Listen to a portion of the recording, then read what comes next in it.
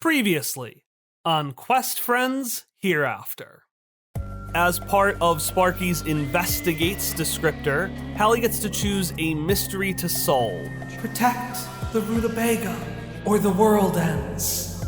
I was able to talk to Mr. Scuba, but he did give me this. It is a page ripped out of a book. Booker starts chewing on the page. No!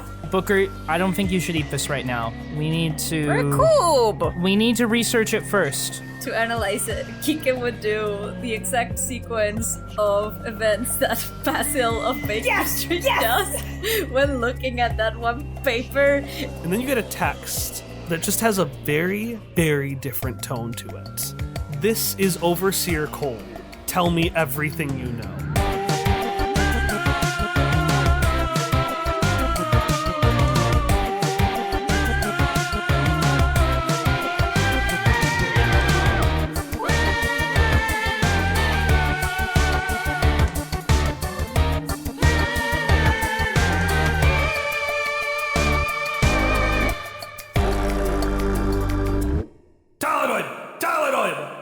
Boydle-Rat's excited yell echoes throughout the empty, sterile back hallways of the Scuba Corps space scraper as she excitedly prances forward and backward, going a little bit ahead of you, and then back to you, and then a little bit ahead and back. Shh.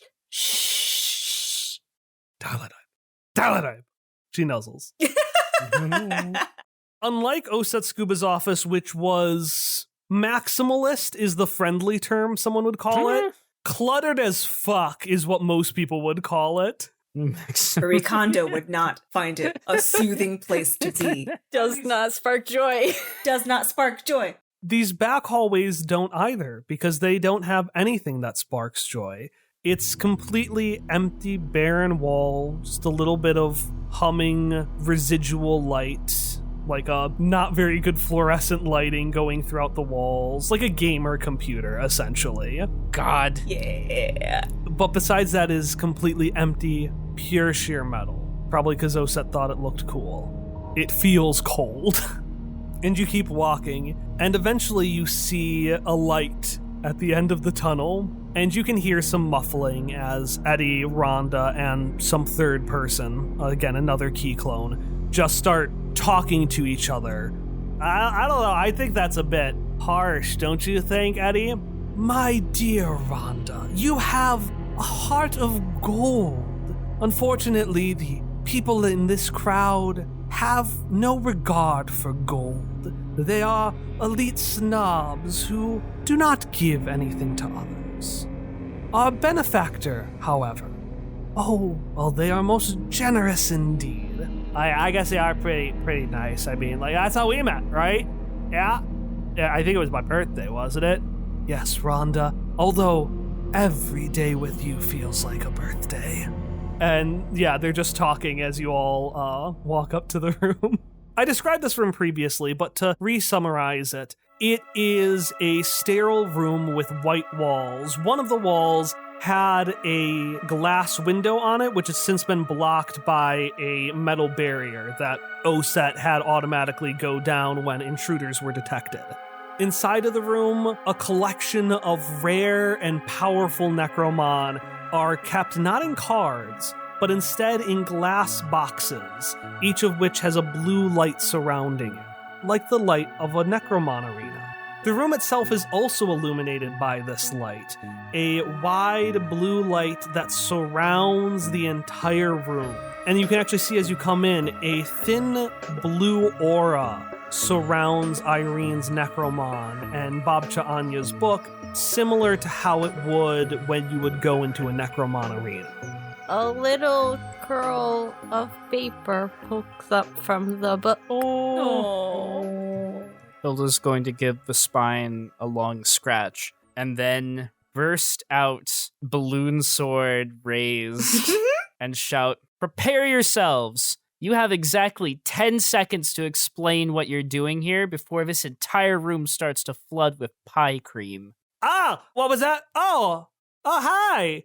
Clock's ticking. Rhonda turns over, this woman with a translucent face and a bright, plump nose and a tuft of orange hair that just is curling out from half of a Phantom of the Opera mask. And she waves to you. Eddie takes 5 of those seconds to slowly turn around. Oh my god. I was wondering if you would make your way here. Our benefactor was certain you would, although I must admit, I had my doubts. I had my doubts he would ever get out of that card, Irene says, stepping out from behind Hilda. Oh, he takes a step back. You're here too, I see. Hello, old friend. He sneers under a mustache. Hello, detective. In the background, Sparky just puts her hands up. Is this what it's like for Hilda not knowing about the key clones? I want Quique to also like show up there like, hello again, Eduardo. Oh, Aurelio. Well, I must say I am very surprised to see you. Don't you have some slap chop samurai or something like that to watch at home? You know, getting embroiled in all this is much too much excitement, isn't it? Well, watching that has given me plenty skills for me to take you on if necessary. You could ask some of your other associates. Oh wait, some of them have been knocked out by me. Oh wow, a copy got knocked out. An imitation of a sad old man got knocked out by the sad old man. How terrifying! And when he says that, the bandit, Quique, the one that's in like the ski mask and the thieving gear, looks up, offended at Eddie. And Eddie just looks down and says, "Oh, not you. You're great. Just go back to work." And then he turns back to you. Well, considering you're one of them, I think you should be pretty worried. As I told you last time, Aurelio, I am not a copy. I have ascended to greater purposes. Ah, sure you have. Sure you have. Keep telling yourself that, Eduardo. Thank you for acknowledging that. I said keep telling yourself that. I didn't say that I acknowledged it. The point is, I regret to inform you that this has nothing to do with you, so you can just be on your way, go back home. Let me take care of this. It won't get in your way at all. Another little curl of paper pops up. Sparky's just taking it in. This is the most information she's ever gotten on Quique. I had a thing I wanted to do while they were monologuing at each other. Hilda wanted, while they were talking, to just go over to the other key clone in the ski mask and, like, poke him with the balloon sword and be like, "Hey, so what are you actually doing here? You can't go back to thieving yet. The timer still stands. What's going on?" Yeah, I'm just gonna say you do it. Eddie is gloating. He loves his monologues. You don't even gotta roll for that. Good for Eddie. So, the sneaky key clone looks up to you and is like, "Oh, what was that?" What are you actually doing here? "Oh, I mean, well, we're gonna take this thing from like this thing, and then the benefactor wants us to take it, move it up, so we gotta be really quiet. That's why I was chosen, because I'm like really quiet in the way that I speak. I don't like to speak a whole lot. It just makes me intimidated." So when you say thing, are you taking the Necromon, or are you taking something else that's in here? And he points to the pedestal, and you can see that it has a blank page identical to the one that Quique gave you earlier today in it. And he says, "Oh no, I was just told to take this thing." Ah, crud. Why? 2 legs poke out. He looks back to Sparky and is like, I don't know, he says that his benefactor wants it or something like that. I don't question. Yeah, but... okay, so you're just a lackey. You don't know anything. I mean, that's a bit harsh. But is it wrong? No, but it's still harsh. I don't mean to interrupt your work, but Unfortunately, though, I do. And you hear the cocking of a gun. Oh, no! And you turn over and you see, Excuse me? next to you, a woman dressed in extremely vibrant clown makeup. I'm gonna have to explain that one a little bit more, Kyle. You're gonna have to have more words. You have to give us some more details. We're gonna need a little bit more. The woman looks at you, Hilda. "I must say, Hilda, dear, you little cutie, your mom does have a wonderful sense of fashion, although she doesn't use quite enough pink for my taste. Who the F are you? The woman gets really upset at that and is like, Maybe it's Maybelline, but she looks a little bit too good to be Maybelline right here. Like, we would the recognize... gun just points towards you, Sparky. Good! Wow, Good! what a great, that was a really expert backhanded compliment. It would be really effective if it wasn't the pot calling the kettle black. I've never tried. Anyways, I just want to interrupt and tell you that your insult to Sparky didn't make a lot of sense. Yeah, she's like, right. You were getting a backhanded compliment, but then you said the pot calling the kettle black, implying that Sparky looks really good right now. So it was kind of a self-own again. No, That's why I said I've never tried, because this is just effortless. The compliment. But you didn't get it because you're not smart enough. She points to the gun at the key clone. The point is, I needed to get into this room, but realized that anybody would recognize my iconic style. And since your clownish mother is here, I figured I could just put on some similar makeup and sneak in amongst the crowd. And now that I am here, with a gun, mind you, I feel like we all sort of glossed over that. I would like what's in that box, please. And he's just like, And at that, Eddie will notice Maybelline pointing the gun and be like, oh, well, now, what do we have? Oh! Maybelline pulls out a second gun and points it at Oh my god. Eddie. I will say, the little stunt you pulled tonight did make infiltrating this chamber more useful, but you've outlived your usefulness to me.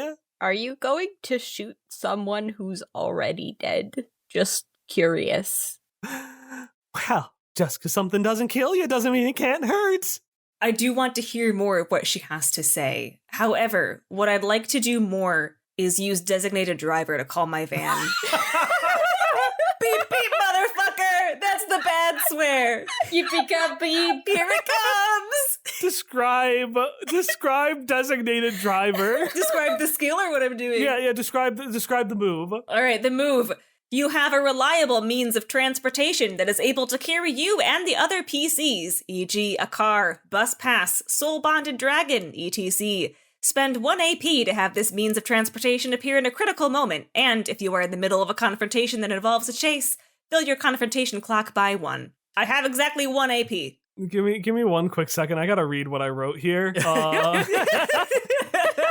But yeah, here's the secret final upgrade that Big Jake gave to your car. Remote summon. I like to think it's like the bison whistle from Avatar: The Last Airbender. They just blow into it and Appa shows up. She's got a van whistle shaped like her van. It's just a little van. Sparky, I will let you decide. Is the vehicle coming from A, the library, B, a nearby hallway, C, the floor, or D, the ceiling? Not the ceiling, Hallie. The floor is so much funnier because this is a whale erupted from the ground and just whoosh came up. So yeah, from beneath Maybelline, as she's aiming 2 guns, Western style, a look that is too cool for her. A van just fucking... So you want it under Maybelline? Yes. You're gonna have to roll me take a swing for that. Oh, okay. Come on, car, you can do it. Do-do-do-do-do-do-do-do. Ba-da-da-da-da-da-da-da. Come on, Hallie, the dice are on your side. No, they're not. Don't say that. The dice have never been on my side. 9. I was so close to a no strings attached success. You're gonna hit your target. Yeah. It's gonna hit Maybelline, Good. but you have to choose 1 benefit and 1 drawback. Who does Makar hit? The benefit is that she's hit by my car. And she's no longer aiming guns at people because Okay. like the guns she drops them. She drops the guns. Okay, she drops the guns. Yeah. The drawback. Do you also hit one of us with your car? Who does Makar hit? Do it, Hallie.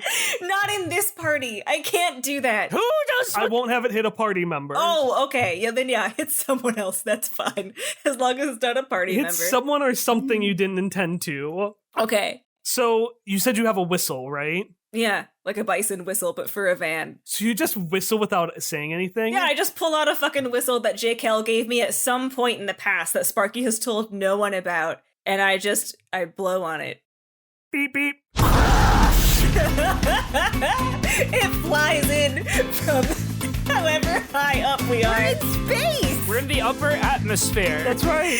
Glass everywhere. Full John McClane action sequence. There's an explosion in the corner for no reason. People don't have shoes anymore. No. The car comes up from the ground, knocking Maybelline to the floor. And we hear a crash alongside that, like a clinking of glass. And then the blank page, which has been freed from the container, lands right in front of her. Booker bolts for it. Ooh! And it's time for a 3-way confrontation. Yeah. So the way confrontations work normally is you have a clock and your opponents have a clock, based on what your goal is. In a 3-way confrontation, it's similar. There are 2 clocks. There is you, and there is everybody else. And the reason we do that is because as players, your rolls and dice influence not the world as a whole, but instead how you interact with it. So it doesn't matter that both Maybelline and Eddie want the blank Booker page. What matters is that they are working against you. So it's basically a normal confrontation. The only difference is going to be that when you make actions, I am going to keep in mind, is this affecting Maybelline more, or is this affecting Eddie and his team more? And based on basically who you screw over the most, will determine who gets first, second, and third place at the end of this confrontation. Good.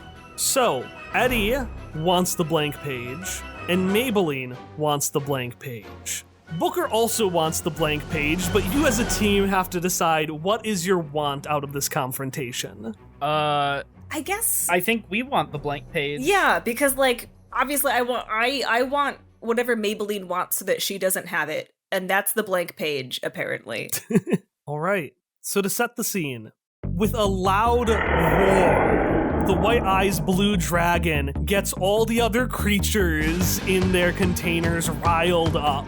Maybelline, Eddie, and Booker all at once are trying to pounce on this blank page. What do you all do? I think I also just want to pounce on the blank page. I'm ready to get in there with some fisticuffs.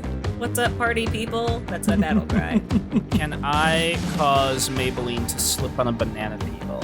Yes, describe how you're going to cause Maybelline to slip on a banana peel. I'm going to utilize a move here. Use my pull pranks descriptor move to spend my one and only AP to have a banana peel on hand that's just going to whoop, fling it out right in front of her.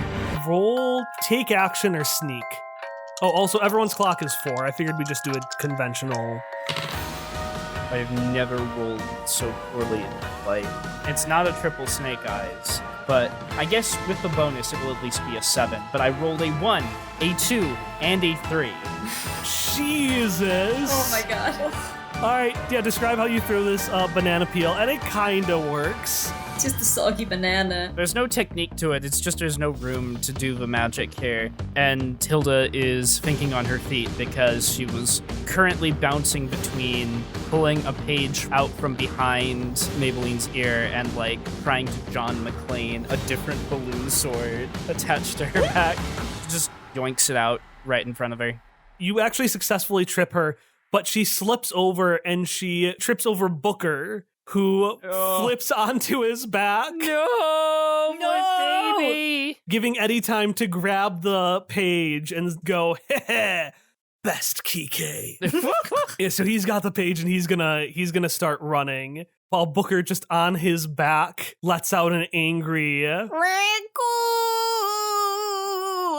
waggling his little legs, upset. So both clocks fill by 1, right? Yes. You can inflict an effect on someone instead. I have a list of ideas. It essentially means, like, in extreme case, I cut off his leg, preventing a character from, using the leg, or inactivating moves, or setting them in a scenario where they're busy having to take care of something else. Mm-hmm.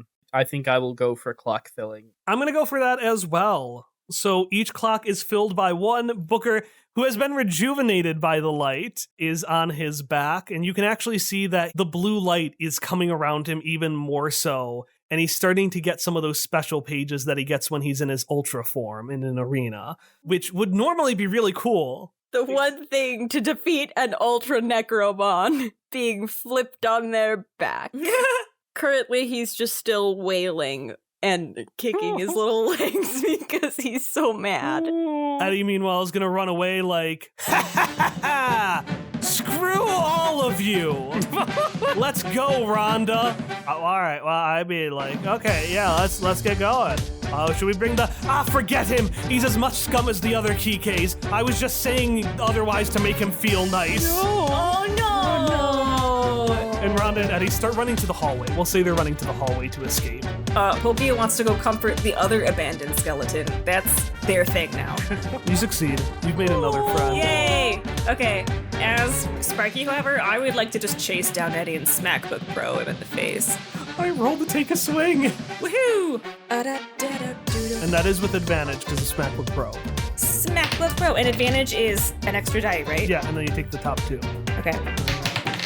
I don't need to roll a third die, actually, because I got Maleta! Woo! Holy shit. 6, 6, 2, 6s! 6, 6, 2, 6s! Maleta! You did it! Roll it to see if you get a third 6. What? That's never gonna happen. 4. Oh. You ruined it. All right, so you can either take 2 clocks filled or you can take a clock filled and an effect. Who are you hitting with this? Eddie. You could put him in pieces so he can't run away. Could I take 1 clock fail and the PCs get 1 ongoing for the rest of the confrontation? Yeah. Okay, let's do that one. You smack him. So good. But how does smacking him also give everyone a benefit against him, Rhonda, and Maybelline for the rest of this confrontation? Because I also just realized your car is still there. my car is still there. In the middle of the room. Let's say, just for yucks, like, Maybelline is climbing out from under the car at the same time that I whack Eddie so hard with the Smackbook Pro, one of his bones comically flies into the distance and whacks Maybelline in the face just as she's emerging, and then she's knocked back. So now I don't actually know why that gives us +1 ongoing, but that was a thing I was using to justify it. Both of them are rattled. Both of them are rattled. Eddie more literally so. Yeah. How dare you? I was just about to say him literally. And then I would like to take the page from him. Can I do that? Yeah, we'll say that you have the page. Okay, I want to take the page and not really thinking about it. I want to do like a Pirates of the Caribbean, I have a jar of dirt thing that was a meme for a while that Jack Sparrow does. And I would be like, ha! I got your fucking page! I'm coming! And then, like, just the morale of seeing someone who's, like, on their team having the page also gives +1 ongoing. Like, aha! He didn't get away. And then now that you have the page, is that what's happening right now? I didn't think this far ahead. I guess I'm trying to get it to Booker because it's his page. What I would really love to do is unleash all the captive Necromon and set them upon our enemies. Yes. But I don't know how to do that. Well, try however you want. Is there like a button? Do not push button. If you give me an AP, there will be a do not push button. I will give you an AP. I'll give you an AP to have a button that I could just push. Yeah, there's a do not push button. So to set the scene, whack! Eddie's head has fallen off. He's trying to get it back. One of the bones flies off, hits Maybelline, who's just demoralized at this point. Sparky lifts up the page and starts running back to get it to Booker. And then, Irene, you wanted to open the floodgates? Irene's further away, and she tells Quique to push it, and Quique can push it with his hand that went on the journey with the Necromon Strike Force team, and it all comes full circle. Sure, that sounds like a good idea. I'll do that. Alright, Quique, roll me take action. Oops, sorry, the dice failed. That didn't count. That's a 5. I should never have trusted you, Quique. Describe how you all try this and fail. Oh, no. Irene figured it it out and pointed, but one or more of the Necromon got overexcited and tripped Quique. Oh no. It was Boidle Rat. Oh no. It was Boidle Rat. It was Boidle Rat. I didn't want to name names, but we all know it was Boidle Rat. We all know it's Boidle Rat. Aurelio. You really need to get a team that would work together. Honestly, so do you. Where's your team? I haven't seen that they are doing things. Why bother finding a powerful Necromon team when I'm the most powerful Necromon I could ever encounter? You know, Can I interrupt his speech to punch him in the face? Roll me take a swing. Yo, is it fine? Yeah. I'm not gonna have this influence anything. He's still gonna get his benefit, but I just want to see if you punch him. 9. Yeah, you hit him pretty good. Not like big enough to do anything, but he's like, you are so rude and mean. But not in the Machiavellian way. Anyways, the thing I wanted to explain is that my element is skeletons, and that includes things like skeletal structures. So say goodbye to Sparky Malarkey. What the fuck? And with that, the skeleton of the room next to him, the framing starts tearing open as he points a hand towards it. And a giant gap into the vacuum of space opens up. What the fuck? Sparky Malarkey! Sparky, roll me take action. Okay, my fierce is 0. Yeah, that's right. But I get the +1 ongoing. 11. Oh! 12 with the +1 ongoing. Okay, perfect. Oh! So you still suffer the consequences of the effect. I just wanted to see how bad it was. Yeah, that's fine. So we've used some effects before, right? But one of the effects I wanted to use was less something like, oh, this ability is taken away, or you get -1 ongoing. I wanted to do my favorite kind of effect. One in which you are put into a scenario that you have to roll to succeed at, and succeeding that roll won't count towards filling your clock. However, if you just let the scenario be, every quote-unquote turn you take without resolving that will be a turn that situation automatically gets worse. The vacuum of space, Sparky, pulls you out, but just in time there's a loose nail. Yeah! Nails! A thick, loose nail that you're able to grab onto. I have the paper. I've got the nail. You have the paper in one hand, you're holding onto the nail in the other, and you can hear creak as it starts to pull out a little bit. Okay. Important question just for all of us here. Yeah. What's happening to everyone else if the chamber is decompressing? You know, you're not quite in the vacuum of space. You so just said we were in the vacuum of space. You're in like the close to vacuum of space. It's like like the ozone layer of space. we're going like sci-fi movie rules that doesn't Yeah. want to be brutal, where it's like if you're far enough away from it, you're fine. But if you're like right in the vicinity, you get pulled in. Okay. All right. Good to know. Unless, Tom, you all want to be pulled out to the vacuum of space, only one of you would survive that.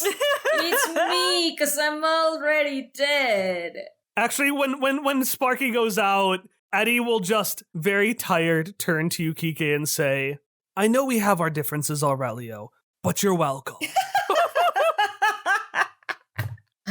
This is low even for you. Even for us. No, even for you. You have to pick a side, Quique. Either I am you, or I'm not you. When did I say you were me? When you said I was just a copy. Yeah, exactly. That doesn't mean that you're me. That means that you're a copy. Like, you have a copy of a paper. The copy is not the same as the paper. You want to go philosophical here? I have no time. Have you ever heard of the idea of the skeleton of Theseus? He's already gone. Like, between your Sparky, I somehow like Sparky more, and he's gonna go and try. Are you doing a spacewalk to save Sparky Malarkey? Yeah. Hold on.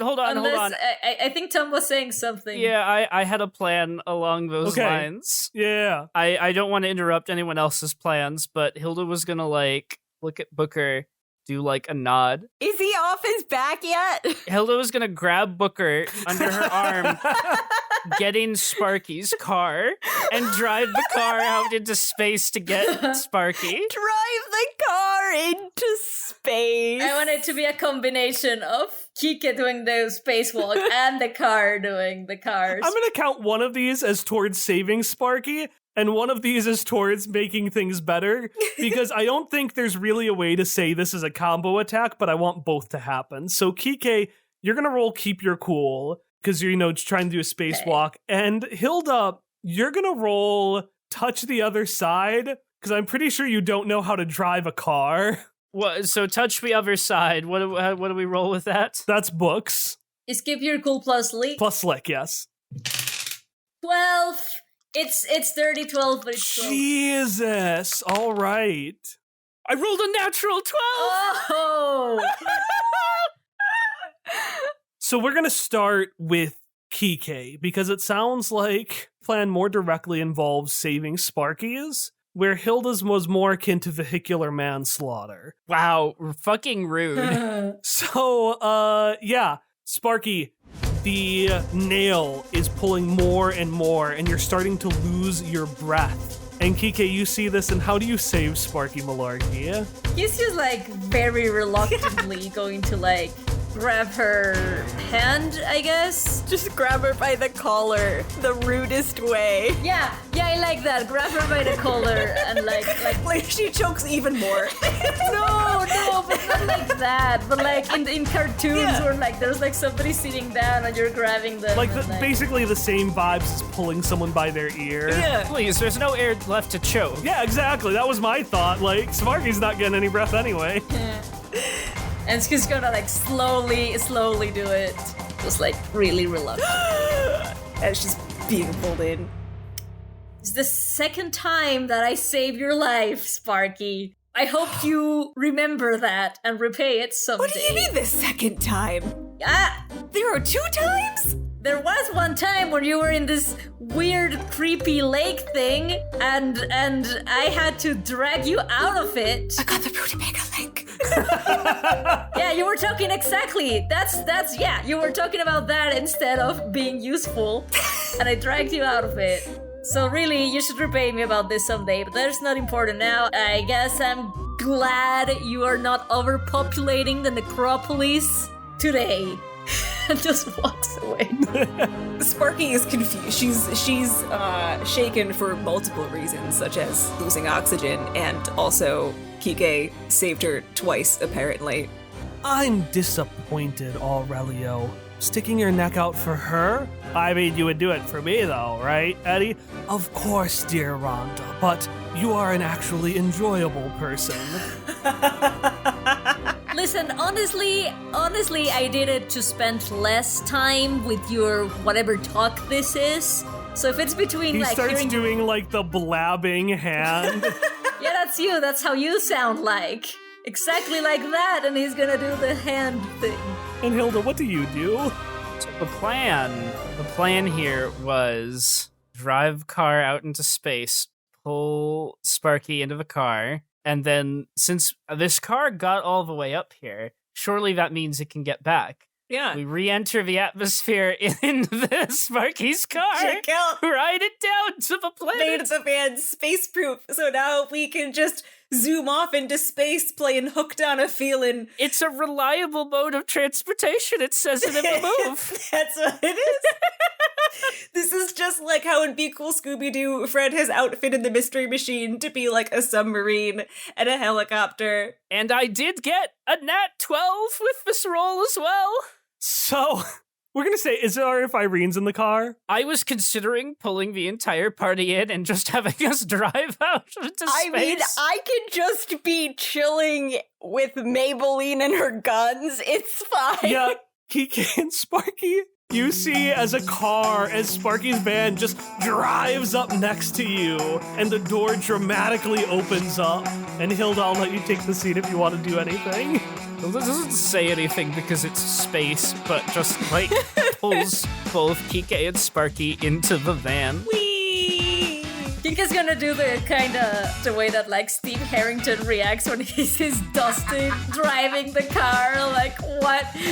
Kids should not be driving, and like trying to like take Hilda out of the wheel so that he can be the proper responsible adult and drive his car.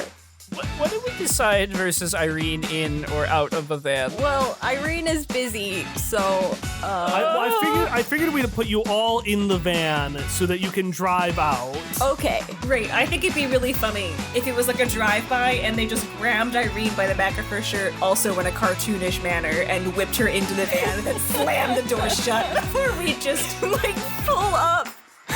Open the side doors, drag her into the van. It's like we're kidnapping a child, but in a good way this time.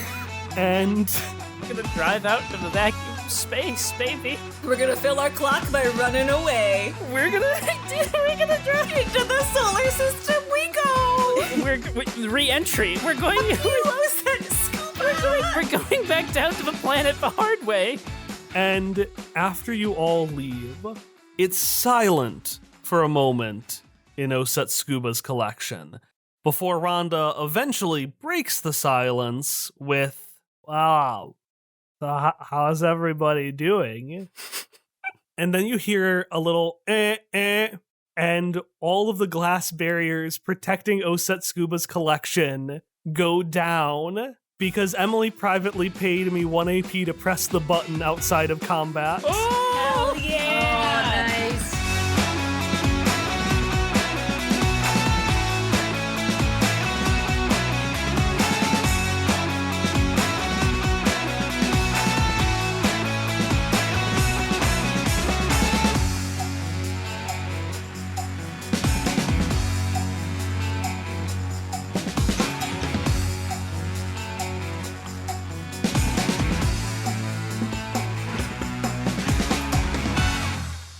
According to a Google search that I just quickly did, it takes about 2 minutes and 23 seconds to fall from space. So while the party does exactly that, let's have an announcement break. First off, if you signed up for the fan work exchange that I talked about last announcement break, I will be sending out assignments for that later today or tomorrow. And if you're listening to this episode on the day it comes out and you are interested, go check the link that I put in last episode because I'm only going to close signups when I actually send out the emails. Besides that, all I've got for you today is another show promo. So, hey, listen! Do you want to find out more about tabletop and live role-playing games, but you're not sure where to start? Do you want to play a lot of different role-playing systems, but just don't have the time to try them all? Do you want to listen to new and exciting adventures without the boring character creation and filler story arcs? Well, you're in luck.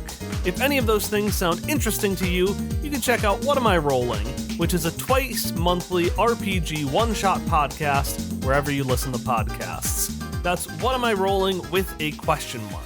And remember, adventurers need not apply. All right, well, music considered, we're probably getting close to everyone landing on the ground, so that's all I've got for you today. This year, we're going to do something special for Christmas again, so in 2 weeks, on December 26th, Hallie and I will return to the harrowing world of Hallmark with another Hallmarked episode. I'll see you then.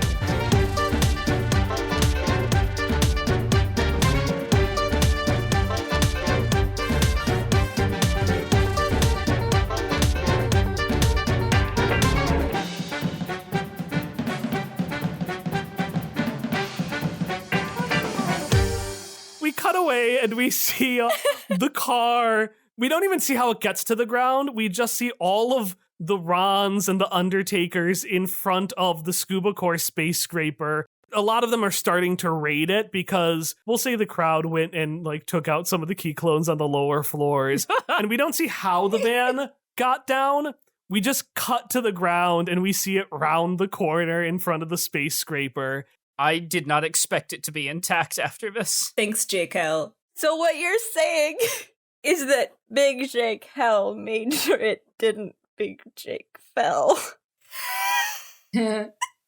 Honestly, I don't know how compliant this is with the lore, but I would love if, like, none of this actually was, like, a thing about the car and Big Jake Hell was just using, like, other side magic to be like, they drove it into space.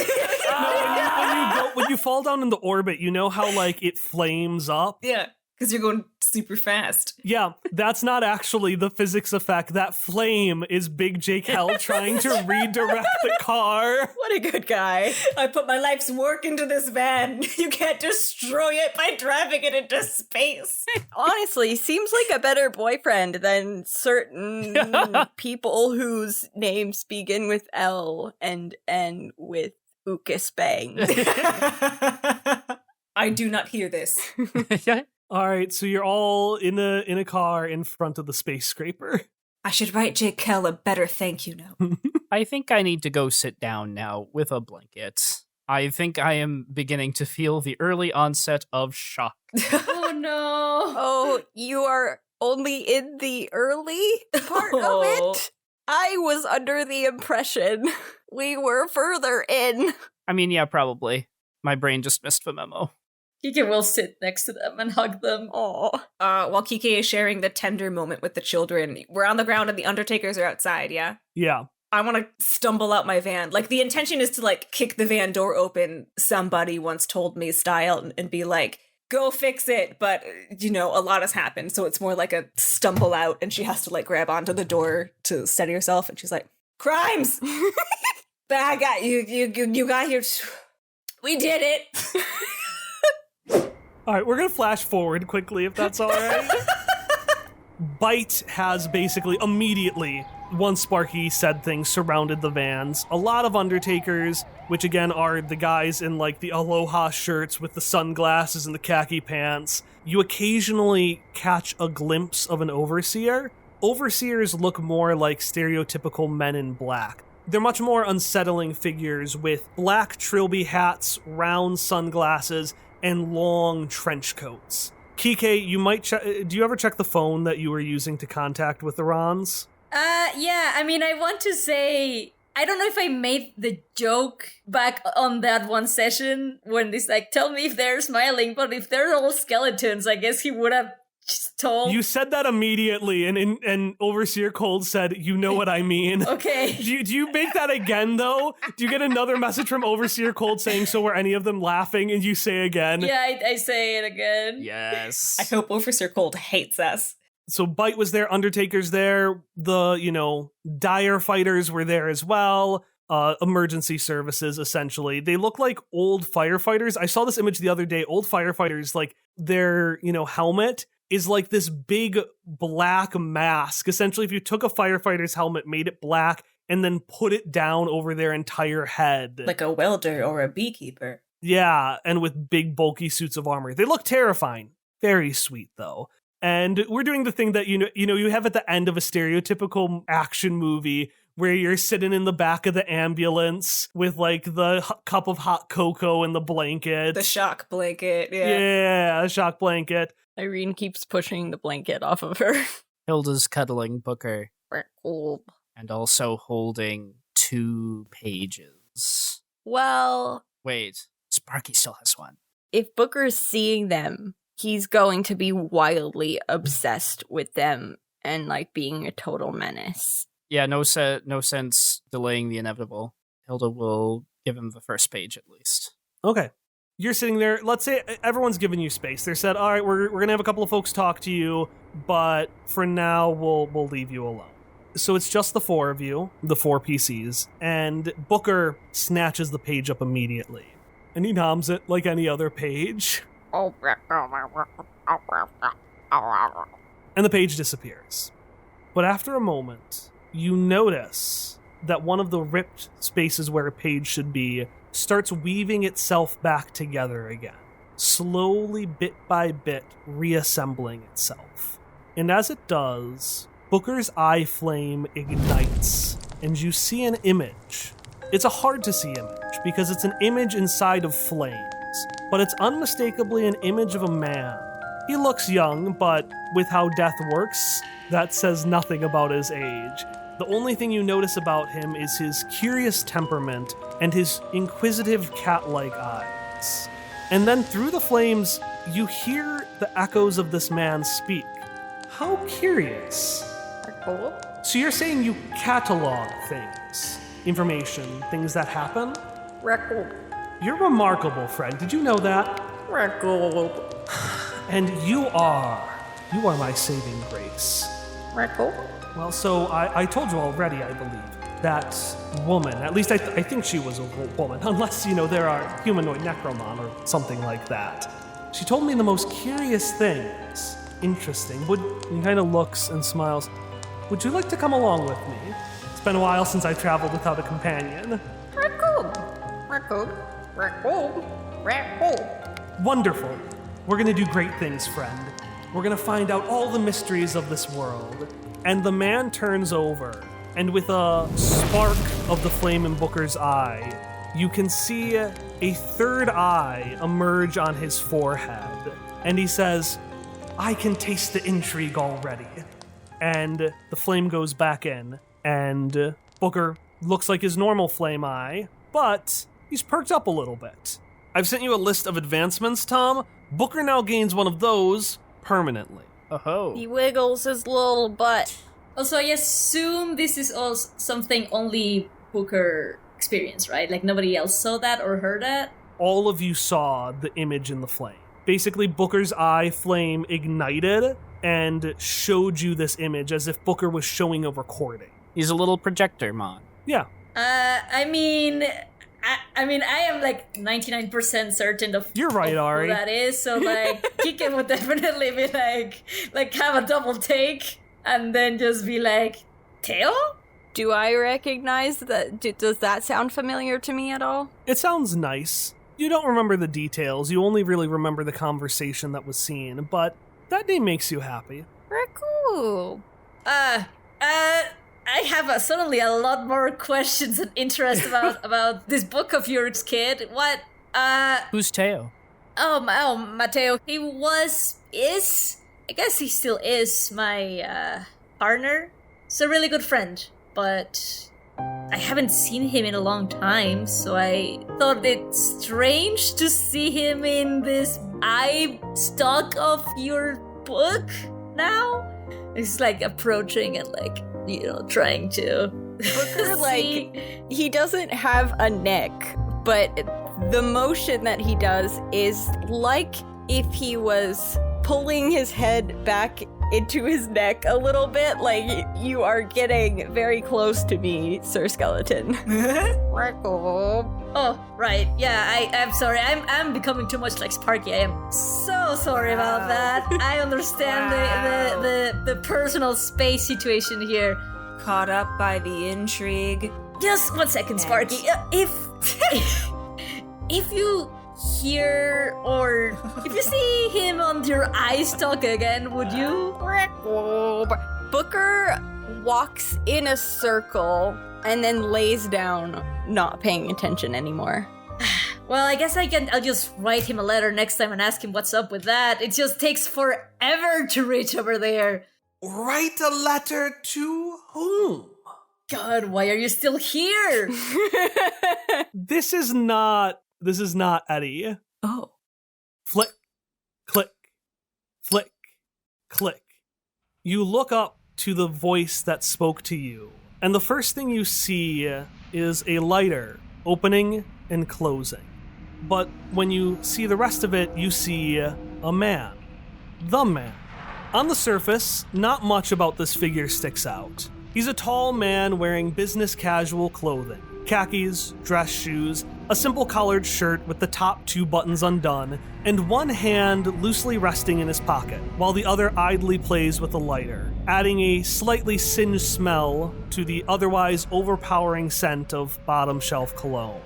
Honestly, if it weren't for the name tag this man was wearing, he would seem like just a regular middle manager, and you wouldn't have even been able to guess that this was an overseer leading a raid on one of the world's largest companies. Even at first glance, though, something about this man feels instinctually off. And then you notice the details. You notice how his hunched pose never changes, how it seems less like a casual posture and more like a carefully crafted facade. You notice that the cologne is only so strong in order to mask the unmistakable smell of death. Not death in a literal way, mind you, but instead the empty, stale stench of stagnation. You notice the color of his lighter's flame, a sickly green, and how even though he's clearly standing on the ground, the man still seems to float, only leaving a shadow in the light cast from the flame at his hip. But above all else, you notice the smile. It's a stiff, wide smile that wraps all the way to the sides of his head. A smile that's clearly meant to be comforting, but that feels more like a predator baring their teeth, or a corpse stuck in joyous rigor mortis. Normally I don't like to tell you how you feel about things, but there is something supernaturally upsetting about this creature. Overseer Cold looks to you, Quique, and he smiles. I mean, he always smiles. So more his head with his smile turns towards you. Ah, yes, I believe you are the man that I am to thank for my assistance this evening. Is that correct? Yes, sir, I believe so. Are you the one that texted me on the phone asking me about the smiling thing and my thing that I replied that, yeah, I mean, skeletons are always smiling? A wonderful joke, as always, but you are certain that there was no laughter? Not really. I mean, I don't know. I don't remember offhand if Eddie laughed at some point, but... I think he did. Okay, he would say that. Actually, there is one. His name is Eduardo. He's like always kind of smirking and laughing and feeling kind of all superior. So if that helps for any of your weird tallies that you're keeping, he would be the one to look for. Eduardo. He is the fifth, I presume? Yes, if you want to count them that way. I just like to keep my ducks in a row. I'm sure that an employee of the very esteemed Kimmy card would feel the same. Yes, I mean, I do pride myself in having things ordered and organized. I don't know exactly. I can give you a better report on the exact crime and went into that. He, tried to toss this lady over there, Sparky Malarkey, into the space. Ah, yes. Your wonderful assistant. My sub-assistant. My co-assistant is not Sparky. She would be, way below me on the scale. Of course, your sub-assistant. The wonderful investigative reporter, Catherine Mueller. Or Sparky Malarkey, as I believe she likes to be called. I do certainly hope you're not injured at all. He looks towards you, Sparky. You were having a fake name all this time. Of all fake names, you went with Sparky Malarkey. Well, yeah, why would an adult name someone Sparky Malarkey? Irene whispers. I mean, I've heard worse names, kid. You just haven't lived long enough. Sparky stares back at him and says, no. I was gonna have a biting response, but, I can't think of one, and neither can Sparky. She's too tired, so she's just going to be surly. I understand you're exhausted, and I wouldn't blame her too much, Aurelio. We all like to keep our secrets. What? Some of us prefer to hide our names, some of us prefer not to say things. It's not a secret, I just don't like it. And he points to Irene. Some of us don't like talking about our siblings. And some of us never shut up. Excuse me? I'm just saying that I am a friend, and you can feel free to discuss... Friends don't have to say they're friends. ...anything with me at any point. Sounds like you already know everything anyway, so why bother? The smile widens. Great. But he does not laugh. Yeah, good. Irene has crossed her arms and is glaring at the siblings' comment. And he looks at you, Hilda, for a second out of curiosity, and you notice that Booker is scuttled to behind your back. And he cocks his head. Can we help you? Oh no, you have all helped me so much already. I just wanted to extend the Bureau's thank you and let you know that if you have anything to tell me at any time, and he looks back at you, Hilda, anything at all, you can always call in and request to speak to Overseer Cold. Although, since we're friends, just tell them you want to speak to Indrid. Completely blank-faced. Okay, goodbye. goodbye, all. It was a pleasure meeting you, but may we meet again on better circumstances. A birthday party or something joyous like that. And he walks away. And Emily, I want you to take a GM intrusion. I was already upset, and now I'm more upset. It's fine. I take my intrusion. Do I even get a... Who do you give I the get point AP? to? Yeah, you get an AP. Who do you give it to? I give it to Hilda for also being a weird, upset child at the bad vibes of Mr. Cold. This is unimaginably dreadful. Indrid Cold walks away with the flick, click, flick, click, flick.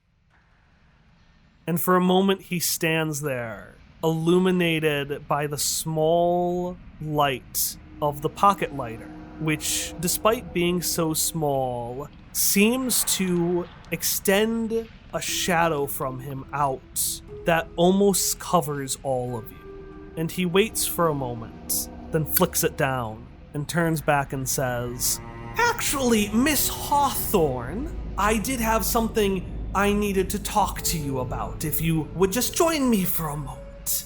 I would prefer to have I would prefer to have parental supervision. Oh yes, a parent, a guardian, a lawyer, something along those lines. Do not worry, Elliot is already on the scene. He's what? He's what? No, thank you. He extends an arm and motions out. Please, come this way. I don't, Hilda's gonna get in front of Irene and say, "No, thank you. We are currently in shock and on our way to get medical attention. You'll have to talk to us later." Flick, flick, flick, click, click, click. The lighter starts flicking with more intensity as Indrid Cold steeps over you, his smile an inch from your face. Irene pushes Hilda aside a little bit. It's fine, I'm coming. Hilda is going to push back on that push and not budge.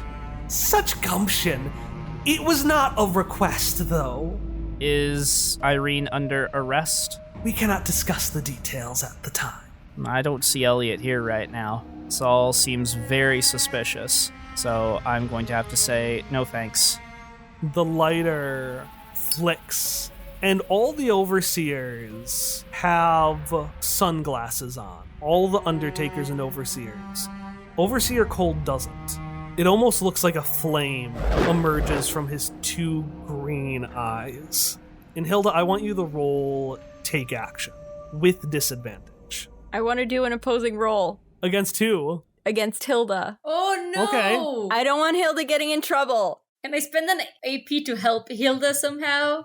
Do you want to just, help keep Irene from leaving, or how are you going to help Hilda? Yeah. Okay. Yeah. Yeah, we'll say that your help, so it's no longer disadvantage, Tom. Okay. Can we assume that declare guilty is in effect in this case, even though I have not, Yeah. explicitly said those words? Yeah, what does declare guilty do? Declare guilty, declare a particular character a threat to you or those you care about, roll with +1 ongoing whenever your actions directly oppose that character for the remainder of the scene or confrontation, only one character at a time. Okay. I want to use 1 AP and my overextends. Oh. Normally that would auto-succeed. Since you're doing an opposed roll, I'll give you double advantage for that. So what, 4 dice? 4 dice results of top 2. Woo! That would be an 11. And is that roll trying to beat my roll? Yeah.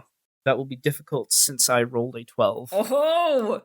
Indrid Cold flicks the green light, and a shadow, his shadow, illuminated by the light, begins to emerge around all of you. Hilda and Irene, what are you doing? Irene is trying to pull away from Hilda to go with Indrid Cold because she's worried that Hilda's going to get in trouble. Hilda is holding on tightly to Irene's arm and keeping herself in between Indrid Cold and Irene. Indrid Cold seems not to care. The sickly green light at his hip grows brighter, and his shadow more looming. And then Quique. He does that too, because there's a line. He's trying to prevent this man from just taking a minor without any, like, warrant or any, like, even if he had a warrant. Like, this just is not okay. And when you stand up, he clicks the lighter closed again, and his eyes return to normal as the shadow recedes. Give my well regards to Mateo, would you? And he walks off.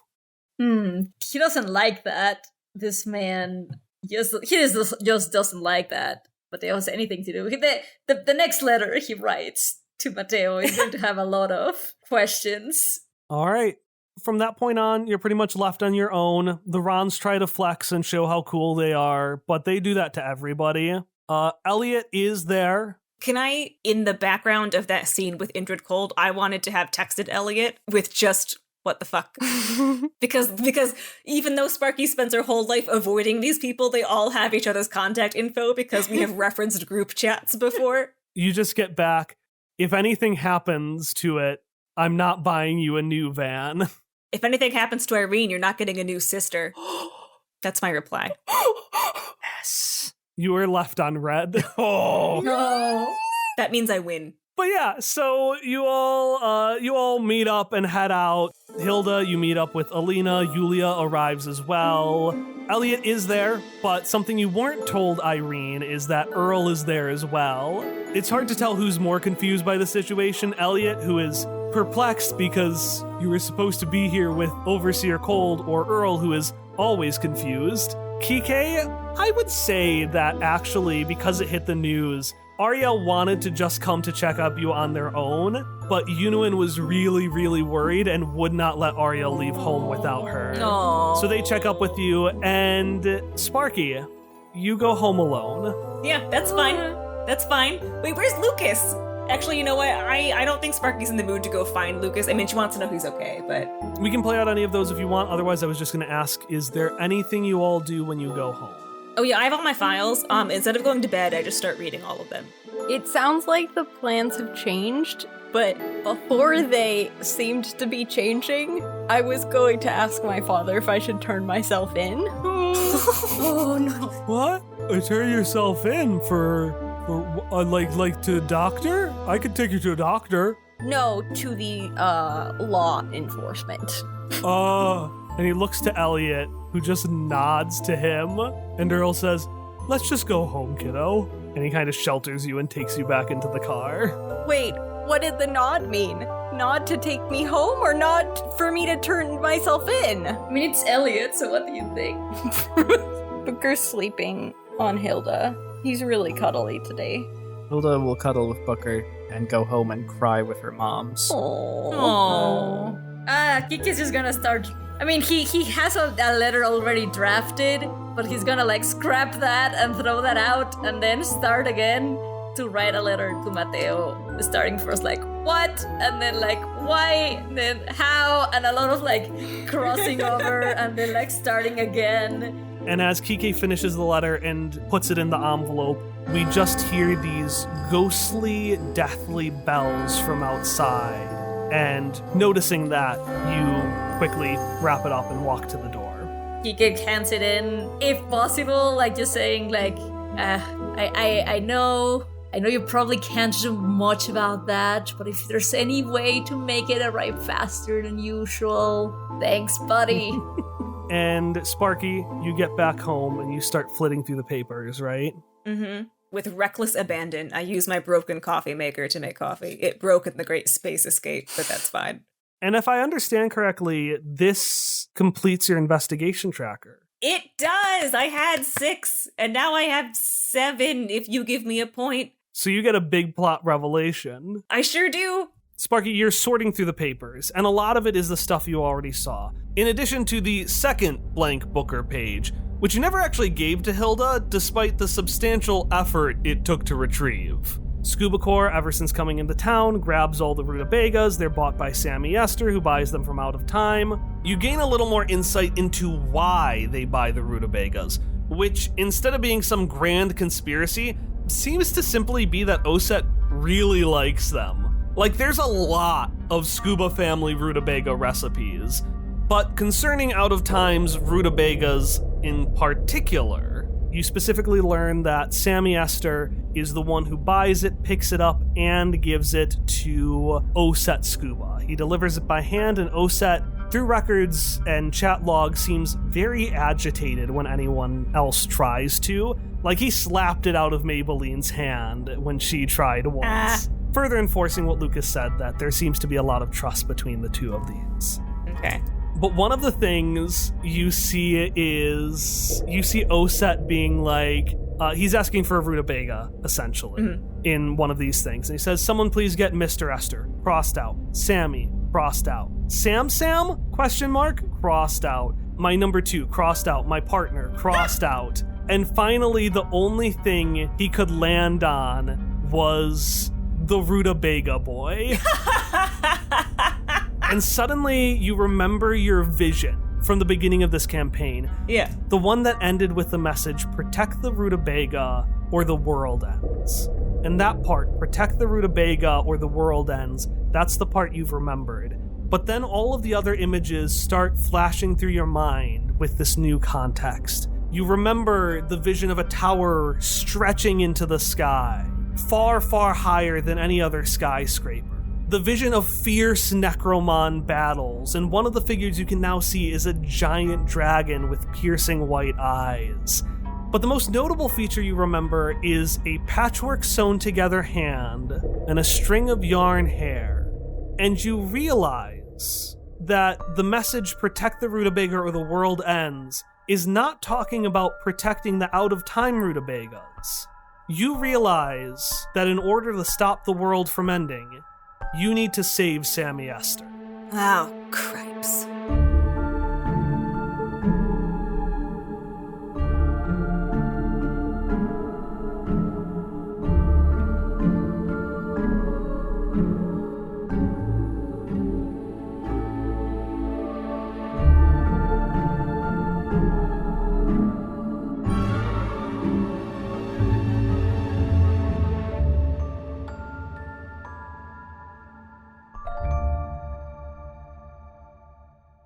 Yeah, like, Quique watched Eddie get taken down by an 11-year-old, like, 3 days ago. Yeah, exactly. Like, we can do this anytime, you know? By 3 days, I mean a month. You mean like 5 months ago? Not 5 months ago. It was a month between that and camping, and then it's been like 2 to 3 months since then. So Oh, like it 4 months. has? Yeah. Kyle keeps time skipping us. Time progresses in our world the same as it does in... I thought that it was a month between each sesh. Oh, you're referring to something that happened earlier in Die Hard? Yeah. Oh, okay. I thought you were talking about the first time she took Oh, down Eddie. And I no, was like, that I was was. months ago.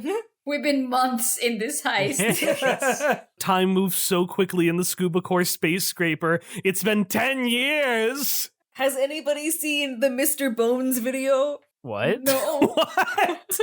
David showed it to me, and someone made a roller coaster on Roller Coaster Tycoon called Mr. Bones. Send it to us. I think I've seen that. Well, I want to see that. Yeah, send that to And me. the ride time is like 12 months. Yes, I've seen that in Mr. my Bones' God. Wild Ride, and he made the world's slowest ride. That's what it is. And then the ride exit is just another way to get to the ride entrance. Oh no! And the narrator is like, it's been 1 year on Mr. Bones' Wild Ride. The passengers are starving. Mutiny has broken out.